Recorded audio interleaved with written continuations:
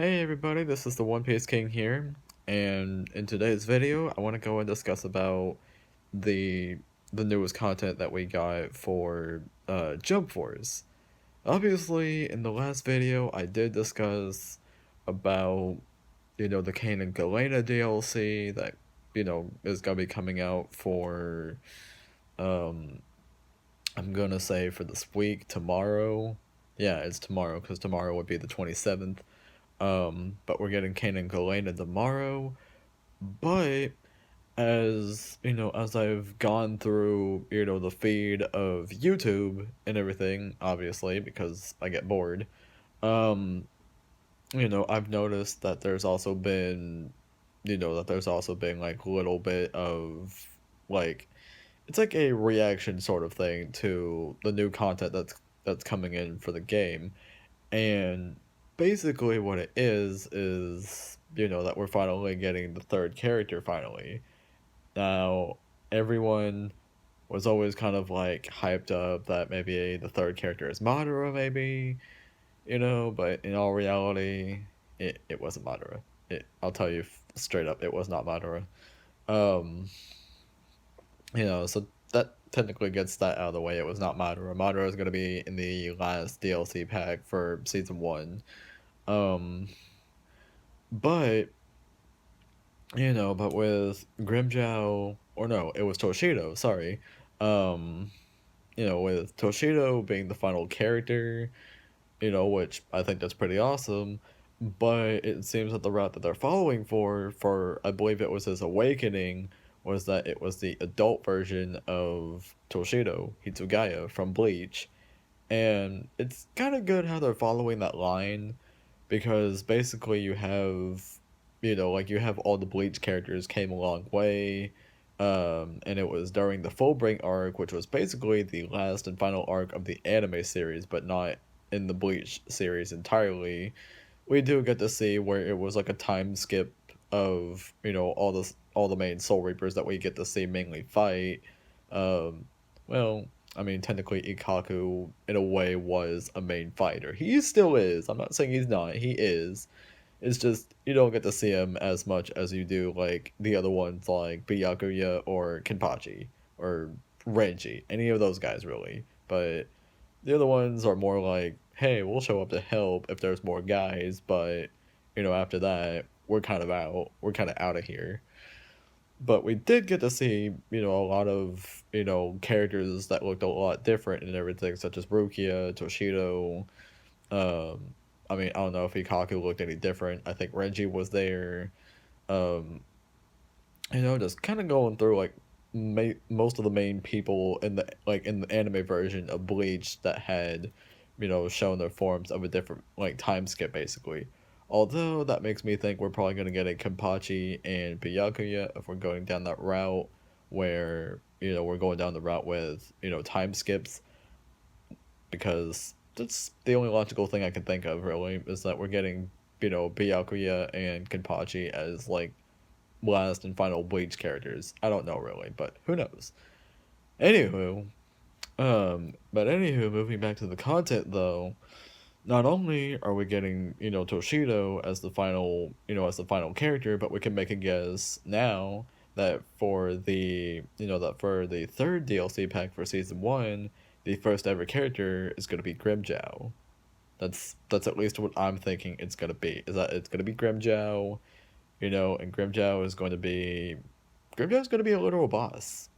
Grimmjow is going to be a literal boss. I feel it. They said that there's going to be an awakening for Grimmjow. We don't know what it is, but they did confirm there was going to be an awakening for Grimmjow. So we got to wait, until the second DLC pack of characters releases, until we get to see, a trailer of Grimmjow, how he does an awakening, and how he does all of his moves. Because majority of his moves would probably be shown, shown exactly like how they were shown in obviously the anime series itself, but also if you played Bleach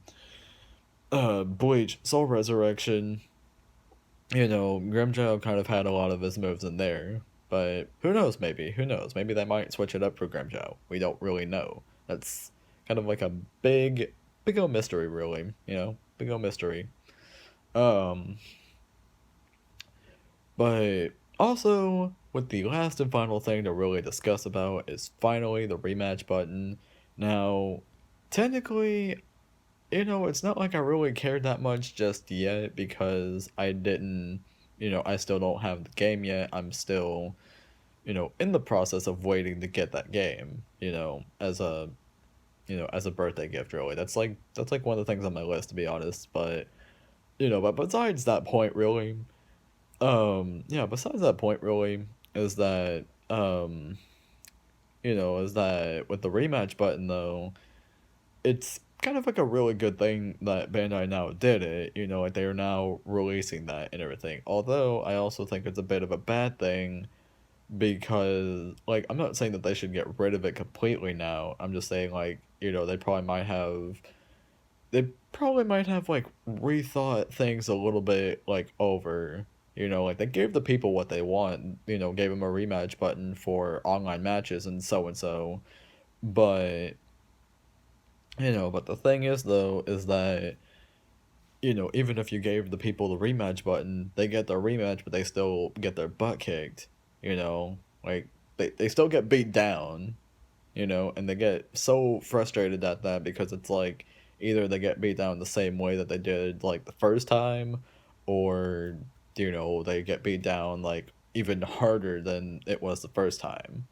Like they do all these random combos at once, on the second round basically, like on the rematch, and the first time would be like they barely do anything, but they still beat them. But in the second one, they go even harder than that, and they kind of knock it in their face, kind of just nudge their face a bit and be like, you can't beat me even if there was a rematch, and it would probably get a lot of people mad, thinking like we need more than just a rematch button. We need like, you know, you would have already fans complaining, saying like, these people, repeated like mashing the same button over and over again. They need to use like different moves instead of using the same combo set that they're stuck with. Because I relived that same experience before, except it was in Burning Blood, where where I was fighting in this one match, and it was against this guy or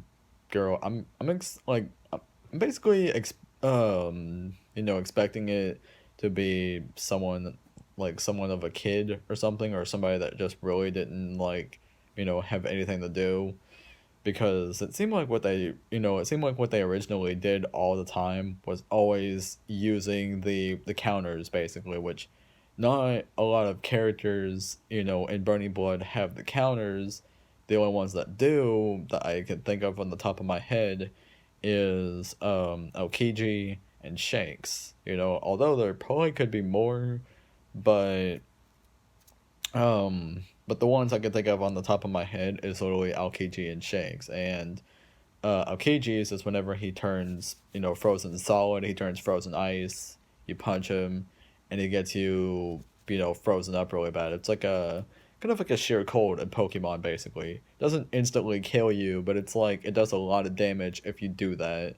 And with Shanks, he's kind of got the little sword stance there, and if you punch him, it's there you go. I mean, well, technically now I just thought of a third character, which is technically Zoro, but that's only doing like tapping like two buttons at the same time. If you're playing on the Xbox, I believe that would be like the X and B, or not the X and B, that'd be the X and A, or the Y and A. I don't know. I keep forgetting how the Xbox letter controllers work. But if it was basically the PlayStation, it would basically be like the triangle and circle, because then that's kind of whenever he would do his lion song. And if you go in, I think like if you go and punch him, I think that's also what could trigger it. Or I think if you just step in the circle and it triggers it. I mean, sort of either way, it's sort of a counter because you cannot stop him. But so I would put Zoro as a point 0.5 of a counter character. It's just you got to be in his circle. But with Shanks and Aokiji, they definitely have counter moves that can, totally kick you in the face. Oh, and Kuma too. I forgot Kuma. So technically that makes like 3.5. I'm just remembering these now. But besides that, though, there'd always be people that would always go and use that and everything and think, like, I can always use counters because nobody can touch me, you know? But I think that's kind of a bit of cheating because you can't always use the same move all the time. Like, the thing that I always do, I would use the same move 2 times, and whether if it gets me the win or not, of beating down like a certain character or something, you know, just I would go and use random different moves, like, tapping square or tapping triangle or doing multiple different ones at once, like trying to really, really get good with that. But that's my whole system basically. I like to just kind of go easy at first and kind of, try to check the player and see, like, are they just like kind of a beginner? Do they know what they're doing? Or are they like really good and they actually know what they're doing? Like, they know their combos to this character. That's kind of my system of playing games basically. If it was like online match fighting, um, with Burning Blood especially. And I've come across a few people that actually were decent players and they played fairly good. But then there were ones that literally were like, ones that were apparently cheating because they kept using the same move, like, not just twice, but like more than 2 times, like using counters whenever they had characters that can do the counters. Like, literally, they had characters like that all the time, and it's like, you don't need to do that. You don't need to do counters. You can literally just actually like try to fight instead of just staying in one place and actually think you're fighting, but you're not. You know, like, I think the same example could go for Jump Force, because with Jump Force, I don't really think there's any characters that can counter anything. At least I don't think so. I may have to go and like, check through some stuff and everything. I probably might make another part video for this, but technically, I just think that Jump Force really needs to, like, be careful with the rematch setting because, like I just said, people can do their rematches and stuff, but if they get beat down like even harder and still complain that they want another rematch or something, like, they can keep rematching and rematching all they want, it's gonna cause a big problem to where everyone's gonna try, like a ranking fight basically. Like, everyone's gonna try to rank up to be the number one player, and they're gonna be tryhards. They're gonna be literal tryhards to be that number one person. And it's not easy to be that number one person. I know. Trust me. It's just, like, kind of just accept the loss, basically. And if you can't be one of those people that can accept the loss in a game, you know, like, if it's by a normal, fight means and everything, you can accept that. Like, if the people play fair, where they're not always using the same combo moves all the time, like where it's definitely different, like they're doing a bunch of different moves at once, and like all random, that's fine. That's completely fine. I would call that a fair fight because that means that, like, you going random, they're going random, you see what the outcome is, whether if you win or they win. Either way, like, you can have one rematch, but if you lose again, or they lose again, by all means, just accept the loss. That's okay. That's okay to accept the loss. I would be fine with it if that's how the fights went.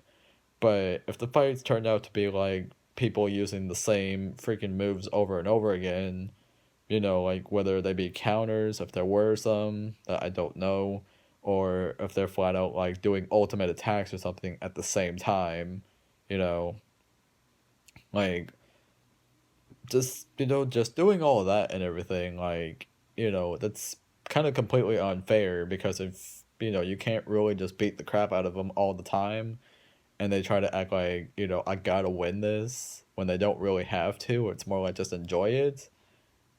Like, what are you really doing? Quit being a tryhard. I mean, that's kind of like a little lesson that I will give and everything for the people that would still be playing Burning Blood to this day. Don't be tryhards.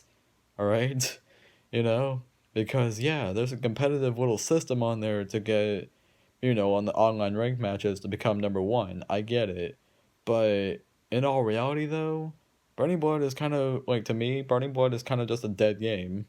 It really has no value anymore. It's literally like, they tried to make it a good fighting game, but in all reality, it kind of sucks because they missed a lot of plot points that could have made it better. You know, that's why I don't play it much anymore because, I mean, even if I had the online with it, I don't think I would play Burning Blood anymore. I don't really think I would play it anymore because of the fact that if I get into a match with somebody, they would either have like DLC characters already, which would make me like think like, oh shoot, they got DLC characters and they chose these DLC characters. That means that they know what they're using with these said DLC characters. Like if it's a DLC Zoro, or Guild to Zoro, or somebody like that, I would get screwed because I don't. It's not like I can really master, dodging out with those characters because I don't have any of those on my own. So like kind of give me a break. Kind of give me a break. I know what these characters can do because I watch videos of these, like, like YouTube videos of, like the DLC characters, like all of them in there, like the Zoro, Lucci, Gildesauro, Caesar, Garp, like you name it. I've seen them all. I've, figured out on what a lot of them do. It's just actually like physically playing as them or going against them. Never trained myself to do that at all. Like, not really. And if I did, I probably would have been like, okay, now I can do online rank matches because I know what to do. But, as of like, but as of like really just kind of not knowing stuff, kind of really gets you in the head there because you don't know what you're doing, you know? But yeah. But yeah, I really just wanted to go and discuss that though with the rematch setting on how I feel about it. Um, I just think that maybe they could probably do some little tweak with it, maybe. Um, making it to where even if you do like one rematch, that's it. Like you don't got to do a million rematches just to like get above. I mean, that probably might be the case that they would just do one, but just in case that they didn't do that, it might be better if you just do it as a one rematch like fight, like always. Um, and yeah, that's pretty much what I gotta really think about that because otherwise with the characters, pretty lit with pretty lit with the characters there, pretty lit with the characters, or meant to do this. Sorry, not with the. But pretty lit with the characters though. Pretty lit though with Toshiro and grimmjow. We can also guess that Madara and Law are also going to be coming in as the last ones. Don't know which order. It could be Madara and Law or Law and Madara. Who knows really? But in all reality though, pretty good lineup. Pretty good stuff. So can't wait to really hear much of what they're going to do next. Can't really wait to hear much of what they're going to do because once I get the game and start, training myself and getting going and everything, I'm really gonna start loving the game, you know. But yeah, you know, I I already spoke, most of my thoughts about this. So, you know, so this will be the end of the video.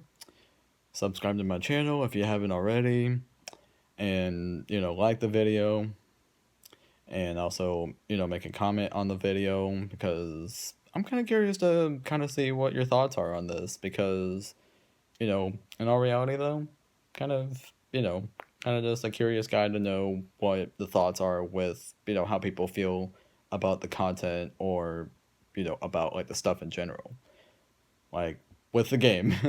But yeah, but this will be the One Piece King signing out.